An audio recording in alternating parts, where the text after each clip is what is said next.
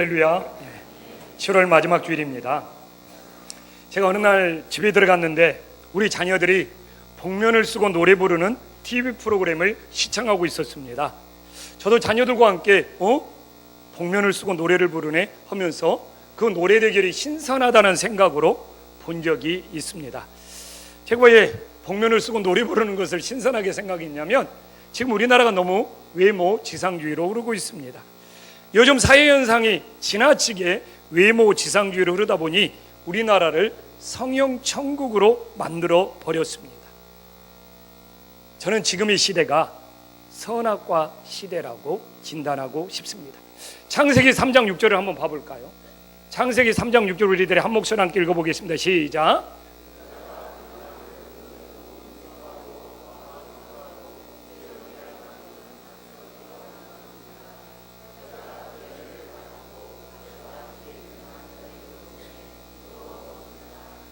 아멘. 모든 것이 눈에 보암직하고 먹음직해야 합니다. 이것이 바로 시각 중심의 유혹이라고 합니다. 남자들이 여자를 봅니다.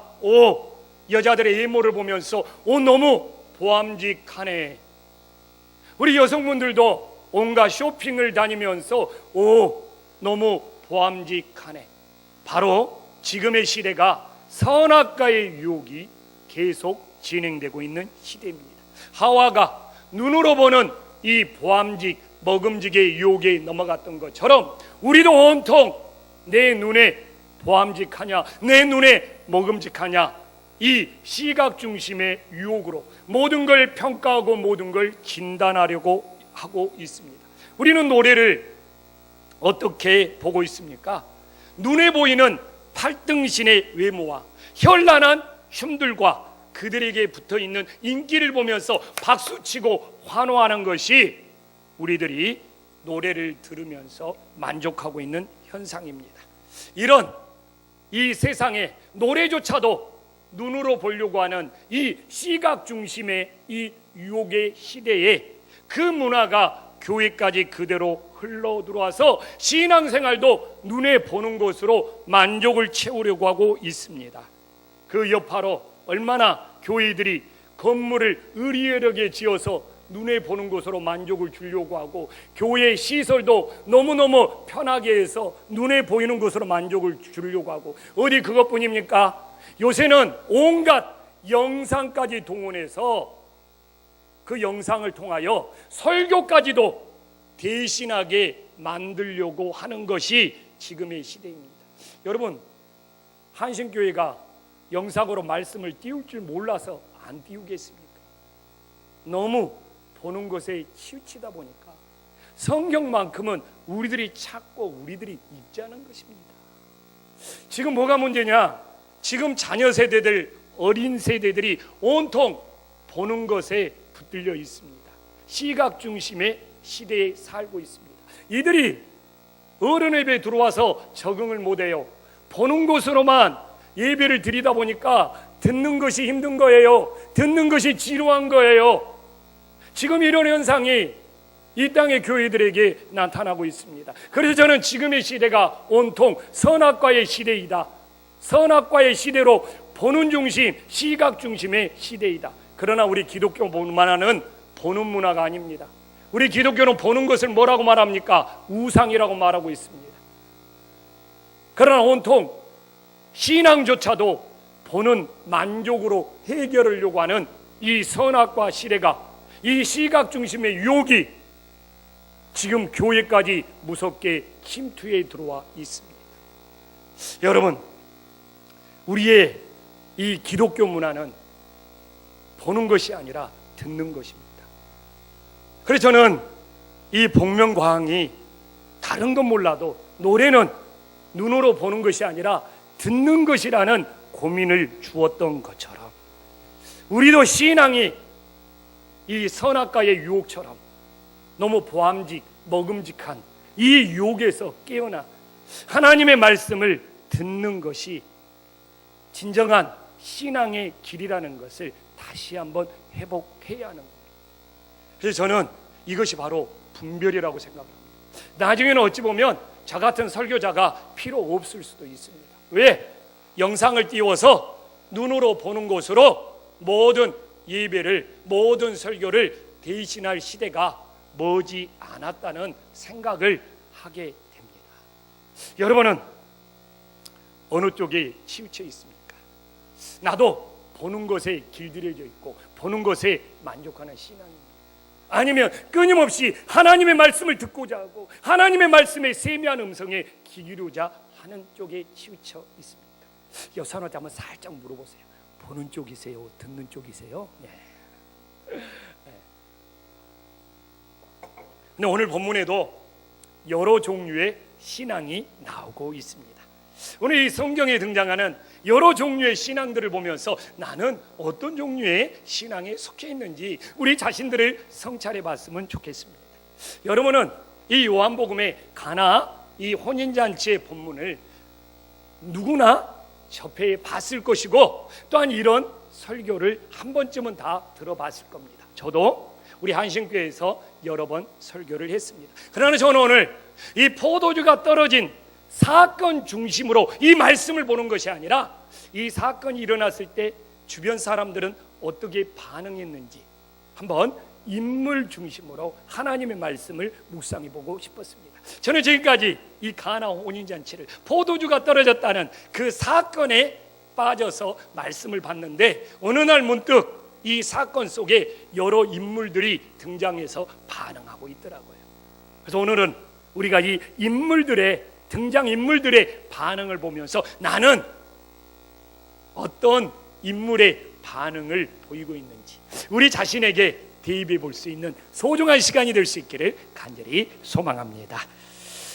오늘 본문에서 가나의 혼례잔치가 있었는데 마리아는 1절에 보면 그 잔치에 먼저 가서 그 잔치를 함께 준비를 하고 있습니다. 이웃의 관계든지 친척의 관계 정도 될 것 같아요. 그런데 2절에 보면 예수님과 그 제자들도 혼인잔치에 초청을 받았다는 것을 알 수 있습니다. 그런데 문제는 3절에서 발생합니다. 왜?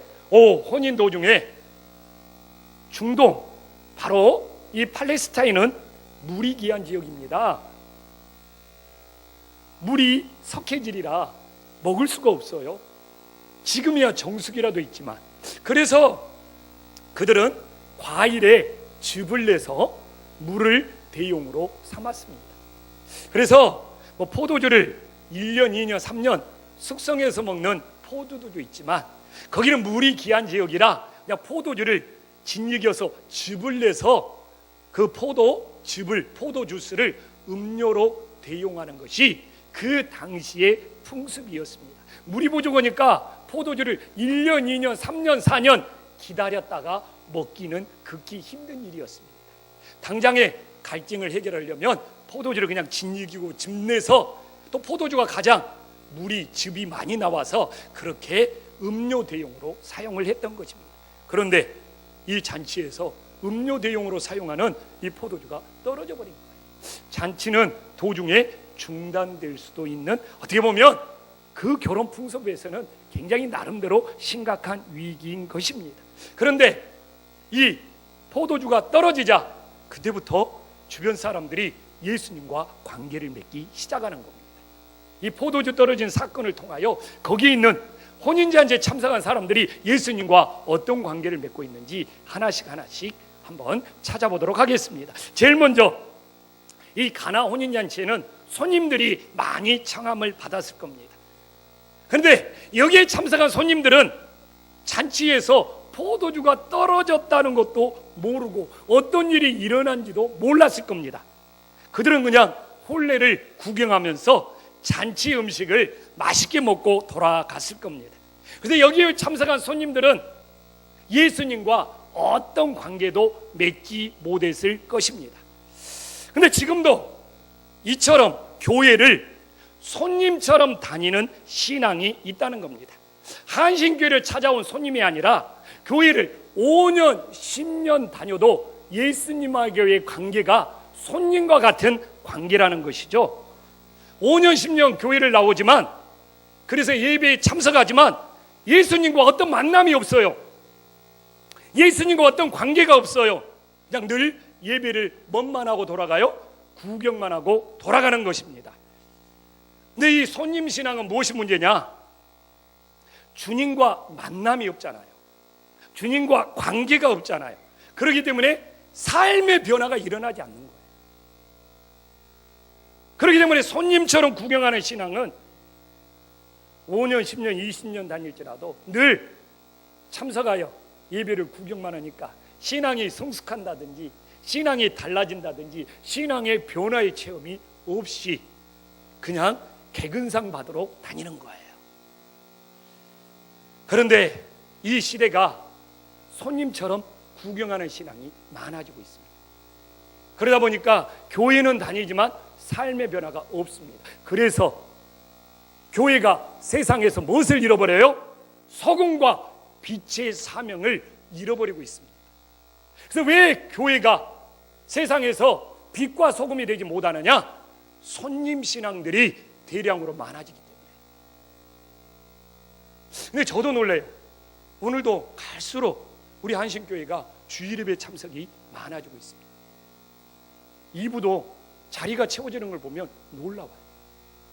그래서 신경 써야 될 것 같아요. 앞자리부터 차근차근 앉히지 않으면 뒷자리에 혼선이 생길 만큼 우리 2부에도 많은 영혼들이 찾아옵니다. 그러나 두렵습니다. 오늘도 손님들이 많이 다녀갈까 봐. 손님처럼 예배를 구경만 하고 전혀 삶의 변화는 없이 그저 돌아가는 이 손님들로만 이 교회가 가득가득 채워질까 심히 두렵고 떨립니다. 부디 손님처럼 구경만 하는 신앙이 아니라 예수님과 관계를 맺어서 변화될 수 있는 은혜의 역사가 일어나기를 간절히 축원합니다. 옆 사람 웃으면서 인사 한번 합시다. 손님처럼 구경만 하고 돌아가지 맙시다.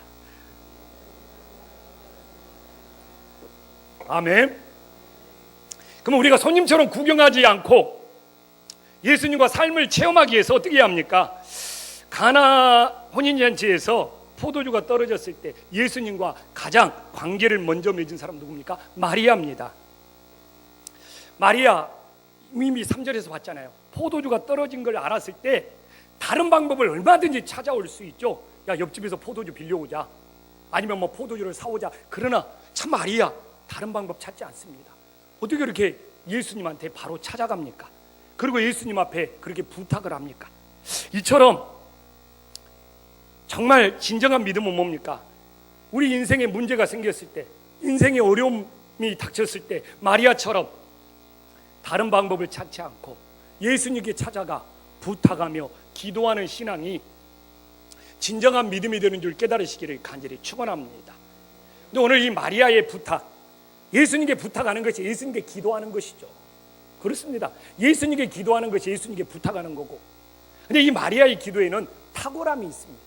그래서 이 마리아의 기도에 어떤 탁월함이 있는지 우리들이 한번 묵상해 보도록 하겠습니다. 제일 먼저 이 마리아의 기도를 보면 주님의 능력을 끝까지 신뢰하고 있어요. 저 같아도 4절 한번 봐볼까요? 예수님이 거절합니다. 나와 무슨 상관이 있어? 아직 내 때가 이르지 않았어. 마리아, 상처받을 수 있어요. 그래도 네가 아무리 주님이어도 내가 30년 동안 너를 먹이고 입히고 키웠는데, 내가 이렇게 어렵게 부탁하는데 네가 그렇게 거절할 수가 있어. 굉장히 무안했을 수 있습니다. 주님이 상관이 없대요. 내 때가 아직 이르지 않았다요. 보통 사람이라면 포기합니다. 그 거절 때문에 상처까지 받을 수도 있습니다. 그런데 마리아는 포기하지 않습니다. 5절에 보면 본인이 먼저 하인들에게 가서 무슨 말을 하든지 그대로 하라. 이것이 바로 어떤 주변의 상황이나 지금 말을 들었잖아요. 그 말에 흔들리는 것이 아니라 오직 뭔만 바라보고 있어요? 주님의 능력만을 바라보고 있는 거예요. 우리는 기도를 하다가도 주변의 상황이 안 좋게 돌아가고 그냥 주변에서 여러 가지 말들을 들으면 기도를 포기할 수 있어요. 그냥 마음이 상처받아 버릴 수 있어요. 그러나 마리아를 보면 들은 말이 좋은 말도 아닙니다. 주변 상황이 좋은 상황도 아닙니다. 그러나 포기하지 않고 끝까지 주님을 신뢰하고 있습니다. 이것이 바로 기도의 탁월함이에요. 기도라는 것은 주변의 상황들을 보는 것이 아니라, 어떤 말들 때문에 흔들리는 것이 아니라 그 주님의 능력을 끝까지 신뢰할 수 있는 것이 진정한 기도고, 바로 이것이 마리아의 기도의 탁월함인 줄 깨달으시기를 간절히 축원합니다. 또한 마리아의 기도는 뭡니까? 이웃을 사랑하는 기도예요. 이웃을 사랑해서 주님께 부탁하는 기도. 지금 마리아가 자신의 문제로 예수님을 찾아간 것이 아닙니다. 혼례잔치에 포도주가 떨어지면 중단될 수 있는 난감한 상황이에요. 그는 이웃의 어려운 문제를 해결해 주기 위해서 사랑의 마음으로 주님께 찾아간 겁니다. 아마도 이 혼례잔치, 이 가족들은 포도주가 떨어진지도 모르고 끝났을 수도 있습니다. 그래서 혼례를 치른 가족들이, 마리아여, 정말 당신이 예수님께 부탁해서 포도주가 떨어지지 않고 잔치가 잘 끝났으니까 너무너무 감사해, 이런 반응, 이런 본문은 전혀 등장하지 않습니다. 이 마리아의 기도한 것을 그 누구도 알지 못할 수도 있습니다. 그러나 저는 이 마리아가 가장 큰 기쁨과 감사를 누렸을 것 같아요. 가족들에게 수고했다는 말을 듣지 못할지라도, 예수님이 내 부탁을 들어줬네, 그래서 물을 포도주로 만들었네, 이 문제를 해결해 줬네, 여기에서 느끼는 이 기도를 통해서 이 마리아가 느꼈을 이 기쁨, 이 감사는 이루 헤아릴 수가 없었을 것 같아요. 이렇게 이웃을 사랑하는 동기로 예수님께 기도했을 때 그 예수님이 주는 이 기쁨과 감사는 세상이 누릴 수 없는 기쁨과 감사가 됨을 믿으시기를 간절히 소망합니다. 근데 제일 중요한 이유가 뭡니까? 하나 더 묵상하면 예수님의 때를 당겨서 일하도록 만든 것입니다. 마리아 봐보십시오. 기도가 뭔지를 가르쳐줘요. 마리아가 기도하지 않았으면 주님과 상관이 없이 끝나버립니다. 주님의 때가 이르지 않고 끝나버립니다. 그러나 마리아가 기도했기 때문에 마리아의 기도한 내용이 예수님과 상관이 있게 됐고, 마리아가 기도했기 때문에 예수님이 일하기 시작했습니다. 이것이 바로 탁월한 기도의 능력입니다. 많은 사람들이 주님이 알고 있는데 기도할 필요가 뭐가 있어? 또 맨날 기도하는 거 왜 또 기도해야 돼? 그러나 왜 기도해야 되는지 마리아가 우리들에게 가르쳐 줍니다. 내가 기도할 때 내 문제가 예수님과 상관이 있는 놀라운 역사가 일어나올 믿으시기를 간절히 축원합니다. 내가 기도할 때 우리 주님께서 일하기 시작하는, 자신의 때를 앞당겨서 일하기 시작하는 능력이 나타남을 믿으시기를 간절히 축원합니다. 그래서 우리들이 오늘도 마리아가 기도 부탁을 하지 않았다면 주님과 상관없는 일로 끝나버리는 것이죠. 주님의 때가 이르지 않는 것으로 끝나버리는 것이죠. 그러나 마리아가 부탁하면서 기도했기 때문에 예수님이 상관하는 문제가 되었고 예수님이 일할 수 있는 능력이 나타났다는 것입니다. 여러분, 지금의 시대의 기도는 과거에 우리 어머니 아버지가 배고프고 힘들 때 하나님 앞에 부르짖었던 그 추억의 기도로 기억해야 됩니다. 기도의 유효기간은 없습니다. 모든 음식, 모든 제품은 유효기간이 있을지 몰라도 유일하게 이 기도만큼은 유효기간이 없습니다. 우리 부모님 세대만 열심히 기도하고 우리는 그냥 사는 시대가 아닙니다. 이 기도를 해야지만이 주님과 상관 있는 일이 되고, 그래야지만이 주님이 일할 수 있는 은혜의 역사가 일어남을 믿으시기를 간절히 소망합니다. 마리아의 부탁을 받은 예수님은 오늘 7절에 보면 하인들에게 항아리의 물을 채우라고 합니다. 그리고 하인들은 주님의 말씀에 순종하여 아기까지 채웠습니다. 또한 8절에 보면 이제 뭐라고 합니까? 이제 주님이 떠서 연회장에게 갖다 주라고 하니 하인들이 가져다 주었습니다. 하인들은 주님의 말씀을 반복적으로 계속 순종을 하고 있는 것입니다. 저는 오늘 우리 성도님들에게 물어보고 싶습니다. 하인들이 항아리에 물을 채우는 것과 그 항아리에 부은 물을 가져다 주는 것 중에 어느 순종이 더 힘들었을까요? 큰 소리로 어느 순종이 더 힘들었을까요? 가져다 주는 것. 여러분, 진정한 순종은 뭡니까? 쉽거나 어려운 것이 없는 겁니다. 답변하는 사람은 다 자기 생각이 들어가 있어요. 맞죠? 내가 생각을 하니까, 내 생각이 개입을 하니까 뭐가 됩니까? 뭐가 어렵다, 뭐가 쉽다, 이것이 나오는 거예요. 여러분, 참된 순종은 뭡니까? 자신의 생각을 내려놓고 주님의 말씀대로만 하는 겁니다. 내 생각을 내려놓고 주님의 말씀대로 하는데 쉽고 어려운 것이 있을 수가 없는 거죠. 여러분의 대삽 속에 이미 여러분들이 생각하고 계산하고 판단하고 있는 거예요. 이러니까 늘 순종이 어렵고 힘들어서 포기하는 경우가 나타날 수밖에 없다는 겁니다. 이처럼 쉽거나 어려운 것이 없이 순종한 하인들, 어떤 은혜를 받았습니까? 9절 말씀 우리는 이미 읽었습니다. 9절에 뭐라고 나와 있죠? 그들은 주님의 말씀은 뭡니까? 물이 포도주로 변화된 줄을 알았습니다. 주님의 말씀에 순종하지 않았을 때는 이 변화되는 능력도 나타나지 않았을 겁니다. 이처럼 마리아의 기도가 주님과 상관 있게 만들고 주님이 일하게 만든다면, 여기에 있는 하인들의 순종이 뭡니까? 주님이 변화시키는 능력을 체험하게 만든다는 겁니다. 왜? 우리 인생에는 변화시키는 주님의 능력이 나타나지 않느냐? 하인들처럼 순종하는 삶이 없기 때문에